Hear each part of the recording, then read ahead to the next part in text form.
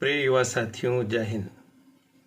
इस वीडियो में हम बात करेंगे आधार पाठ्यक्रम के अंतर्गत सम्मिलित महिला सशक्तिकरण प्रश्न पत्र के एक चैप्टर की। जैसा कि आपको ज्ञात है, बीए, बीकॉम, बीएससी, बीएचएससी, बीबीए, बीसीए सेकेंड ईयर के विद्यार्थियों के लिए इस बार आधार पाठ्यक्रम में महिला सशक्तिकरण भी रखा गया है। इसी प्रश्न पत्र की दूसरी इकाई में एक चैप्टर है और यह चैप्टर भारत की एक महान नारी के संबंध में है। उनका नाम है सिंधुताई सपकाल। ध्यान रखिए, आपके सिलेबस में गलती से इनका नाम सिंधुताई सकपाल लिखा हुआ है। वस्तुतः ये सकपाल न होकर सपकाल हैं। आइए इनके योगदान की चर्चा करते हैं। इसके पहले आप यह करियर एडवाइस चैनल है, इसे आप सब्सक्राइब कर दीजिए और बेल आइकॉन भी प्रेस कर दीजिए। बहुत बहुत धन्यवाद। भारत की महान स्त्रियों की श्रृंखला में अगर हम सिंधुताई जी की चर्चा करें तो ये विपरीत परिस्थितियों और संघर्षमयी जीवन का सामना करते हुए अपने लिए दुनिया की दृष्टि में एक शानदार स्थान बनाने का कमाल का उदाहरण है।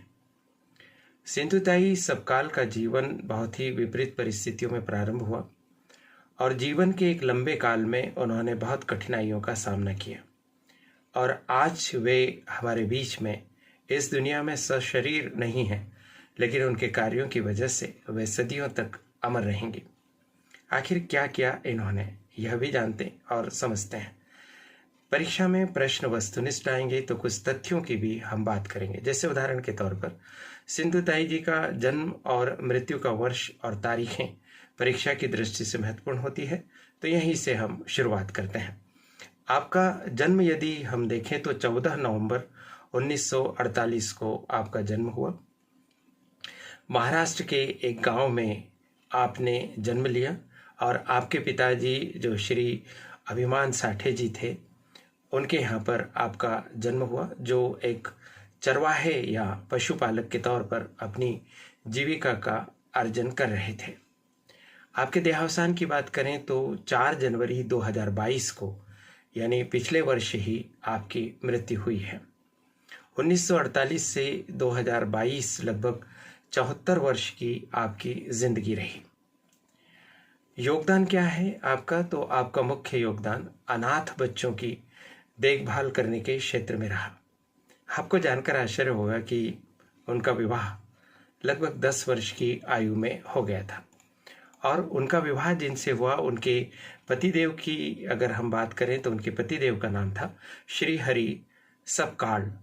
श्री हरि सपकाल जी के साथ इनका जो समय व्यतीत हुआ वह अधिक समय व्यतीत नहीं हुआ, बल्कि जब ये 20 वर्ष की आयु में थीं तभी इनके पति के द्वारा और इनके ससुराल के द्वारा इनका परित्याग कर दिया गया। जब ससुराल के द्वारा इनको शरण नहीं मिली तो ये अपने मायके पहुंची, तो बताया जाता है कि मायके में भी इनको आश्रय नहीं मिला और जब ये घर से निकाली गईं तब ये गर्भावस्था में थीं और उसी अवस्था में इन्होंने बड़ी मुश्किल से और बड़ी परेशानी के साथ अपनी बिटिया को जन्म भी दिया। ससुराल और मायके दोनों से परित्याग कर दिए जाने के कारण इन्हें काफ़ी समय रेलवे स्टेशन पर रहकर व्यतीत करना पड़ा और किसी तरह ये जीवन चलाने लगे। इन्हें महसूस हुआ कि जिस तरह से इनकी बिटिया एक तरह से अनाथ हो गई, पिता का साया उन पर नहीं रहा, उसी तरह से इन्होंने देखा कि समाज में अनेक बच्चे हैं जिनके कोई देखभाल करने वाले माता पिता नहीं हैं, तो इन्होंने निर्णय किया कि अब वो अनाथ बच्चों की ही देखभाल करेंगी। देखिए, खुद की ही जिंदगी में इतनी कठिनाइयाँ, लेकिन उसके बावजूद वे अपने स्वार्थ पर केंद्रित न होकर अनाथ बच्चों की देखभाल का फैसला करती हैं और बस यहीं से इनकी ज़िंदगी में एक नई शुरुआत होती है। ये अपने परिश्रम से अर्जित किए हुए धन से अनाथ बच्चों का पालन पोषण करना शुरू करती है। धीरे धीरे इनकी लोकप्रियता बढ़ती है। समाज के अनेक लोग इनकी सहायता करने के लिए हाथ आगे बढ़ाते हैं और फिर इनका कार्य चल निकलता है। बताया जाता है कि इन्होंने अपनी ज़िंदगी में 1000 से भी अधिक बच्चों को आश्रय दिया, एक तरह से उन्हें गोद लिया। ऐसा कहते हैं कि इनकी एक पुत्री और 3 पुत्र के साथ में 1042 ऐसे बच्चे थे जिन्हें इन्होंने गोद लिया था, यानी वो अनाथ बच्चे थे, उनका पालन पोषण इनके द्वारा किया गया। वात्सल्यमयी के तौर पर ये लोकप्रिय हुई। माई और माँ का इन्हें श्रेष्ठतम संबोधन मिला।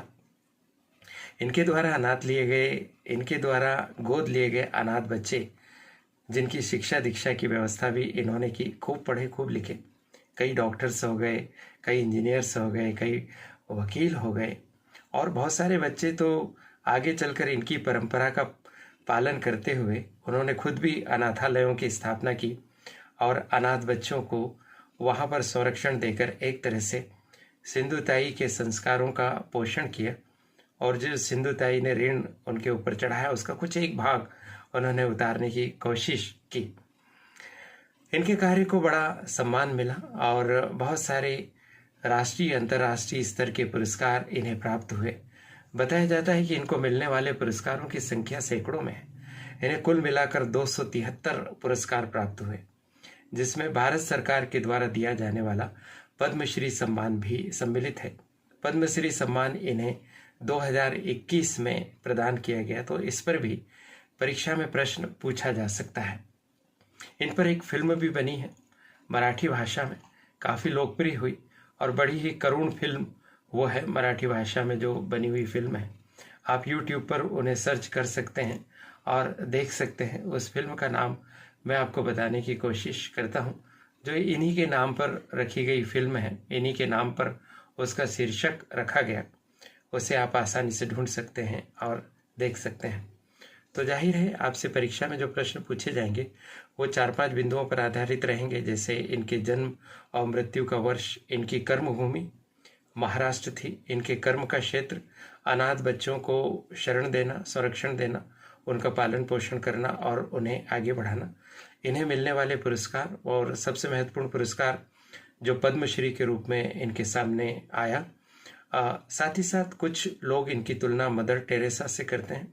जैसा आप जानते हैं, मदर टेरेसा यूगोस्लाविया मूल की रहने वाली थी, वहाँ की रहने वाली होकर इन्होंने भारत में शरण ली थी और भारत में इन्होंने सेवा शुश्रूषा का कार्य किया।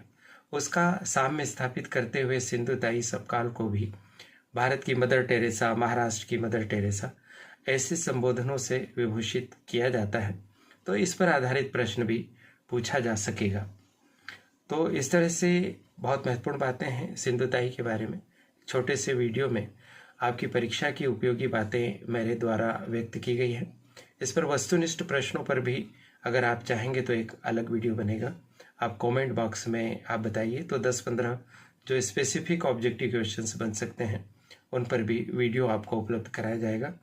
सिंधुताई के बारे में बोलते हुए मन को बहुत अच्छा लगा, और संयोग से आज 8 मार्च 2023 अंतर्राष्ट्रीय महिला दिवस भी है, और आज एक महान नारी की चर्चा करने का सौभाग्य देने के लिए करियर एडवाइस चैनल और उनकी संचालिका प्रीति गुलवानिया जी के प्रति बहुत बहुत आभार। आप सभी को शुभकामनाएं। नमस्कार।